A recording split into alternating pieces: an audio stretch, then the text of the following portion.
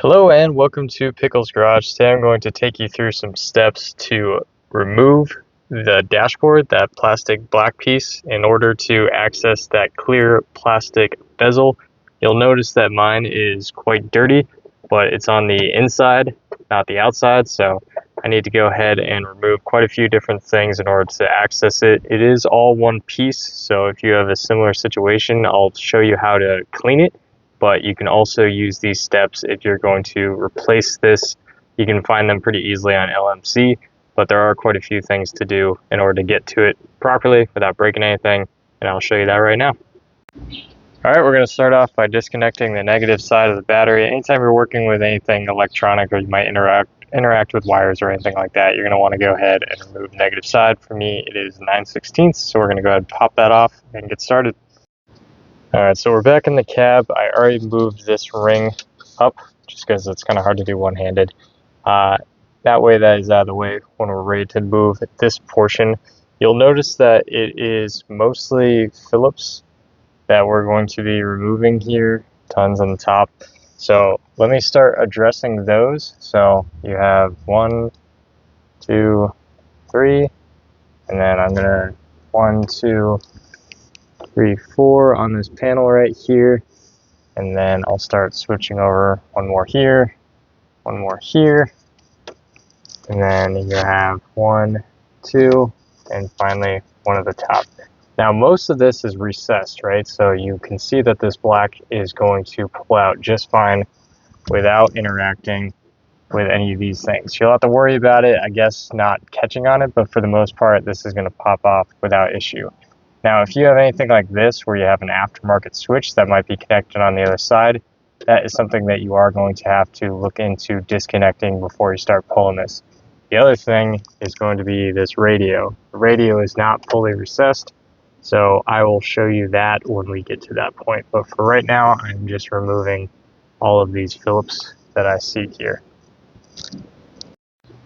Alright, so as I mentioned, we're just going to go ahead and remove this. Technically, you could just do the outsides and loosen the inner ones, but I just like getting it out of the way just so I don't have to fight with it later. But as I mentioned, just all these Phillips that are along the way, they shouldn't be too tight, because if you do them too tight, it's going to crack the actual plastic. We don't want that. But now we're going to go ahead and move on to the radio itself. Now, some of them are going to be a little different depending on if you have, something that's not from the factory.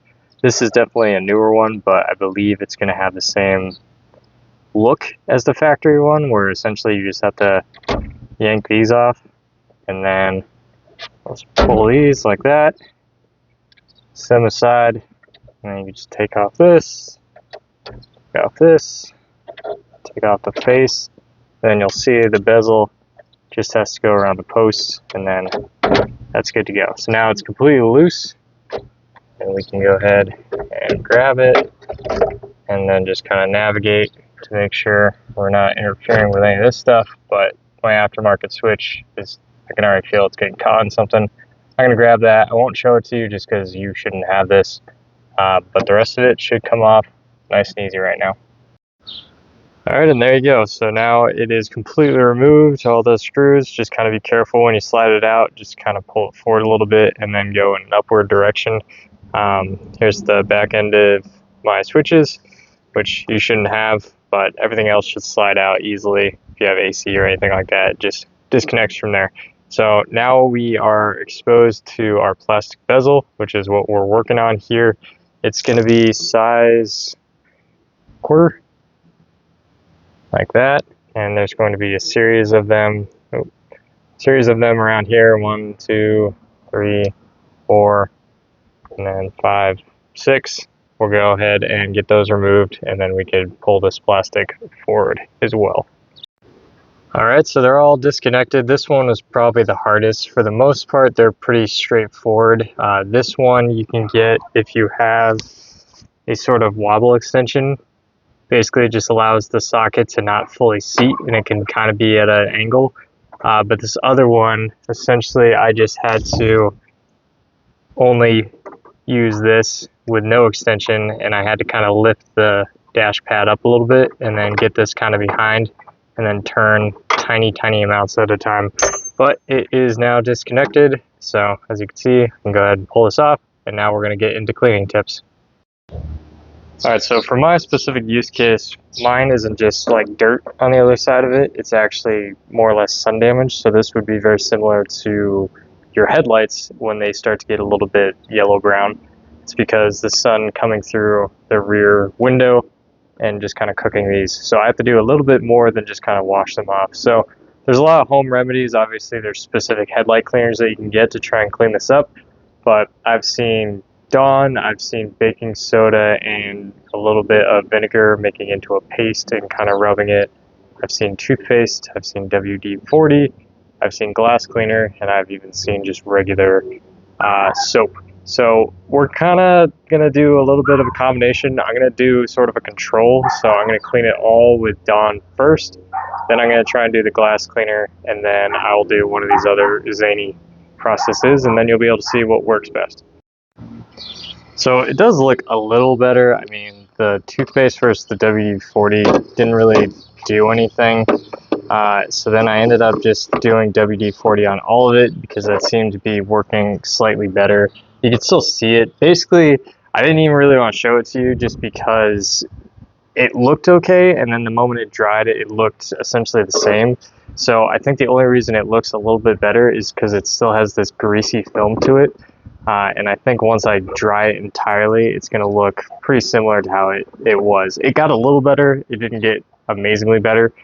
So I'm actually just going to get a headlight cleaner, and I'm going to go ahead and do that to it, and I'll show you those steps. Obviously, you can buy one of these on LMC pretty cheaply, but I just wanted to see if it was possible just because I knew I could replace it if it didn't work. But let's try the headlight cleaner, and then we'll go from there. So here is the headlight cleaner that I'm going to use, the Turtle Wax brand one. It had the best reviews. A lot of them were very spotty. Some were saying it was great, some were saying it was terrible, or it made it worse or whatever, but this one had the least bad reviews. So I'm going to go ahead and do the process real quick. I'll very high level go over it for you, and then we'll start installing this back into place. So the basic version of this is you're going to clean this as well as you can with soap and water just to get any of the big stuff off of it, and then you're going to take this lens clarifying compound and you are going to apply it directly to a cotton rag. I'm using a shop towel, which isn't the best, but it is clean, which is great. And then we're going to rub it on lens here like so.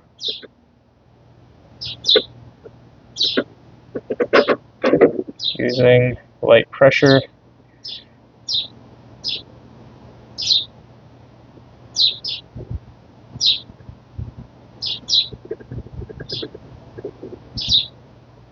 And then we're going to wipe it off. And it's going to look exactly the same. And after 30 minutes of concentrated effort, I'm going to go ahead and call it. I'm just going to buy another one. It certainly works better than any of the home remedies, but 30 minutes spent just on this one, including in case this doesn't work, use this sanding process, and it's just not worth it. Like, it would take me forever. So I am going to buy another one, and I'm just going to replace it. But if you are in a desperate situation and you want to make it a little bit clearer, it certainly is a little bit clearer, but not worth the effort that I put into it just to make it look a little less yellow. I'm just going to replace it for the 30 bucks. So I'm not going to pretend like what you're going to see next is the same one. I didn't spend hours and hours on it. I'm just buying a different one, but I'm going to show you how to reinstall our new one back into the vehicle. So let's go ahead and do that. So we got our new Bezel OER. The only issue I had with it, I bought this through Classic Industries and it showed up and the tab was broken off. I reached out to their customer service and they haven't got back to me in nearly 2 weeks, so I'm giving up on them. I'm just going to install it for now. I'll probably replace it again in the future, but I'll go over real quickly the steps to put this back in place and then we'll wrap up. So 1/4 inch for each of these, and just remember if there's anything on the inside of the lens here to clean it off first, otherwise you're going to be looking at that. Just make sure it's lined up so that you don't end up cracking the plastic when you're threading it. So just very gently with your fingers first and then finish it off. And if you hold the ratchet just kind of like this, you're not going to be over torquing these, you're just going to get them snug so that it doesn't rattle. Okay, so we got all the screws back in. Be sure to alternate, so do one side and then the far corner down, across, that sort of thing, like X pattern. That way you can get all of this pressed evenly, because you don't want to over tighten one side and then cause a crack. The other thing is just make sure you're doing just snug. Don't try and overkill it. You're just making sure effectively that it doesn't rattle. That's all you need to be thinking about, is how tight can I put this without it rattling. You don't have to over torque it, because these are kind of pricey to replace and they will break pretty easily.